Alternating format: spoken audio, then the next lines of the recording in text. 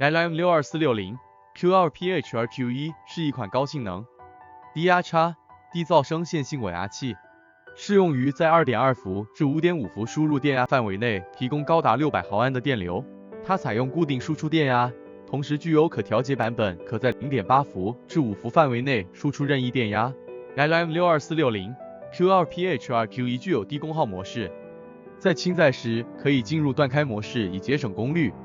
该器件还具有短路和高温保护功能。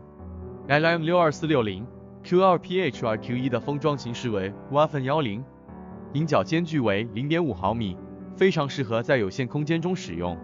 此外，该器件还具有低输入电压瞬间暂停和输入欠压锁定等功能。LM62460 Q2PHRQ1 是一款性能卓越的线性稳压器，适用于各种应用领域，包括移动设备、无线通信、工业自动化等。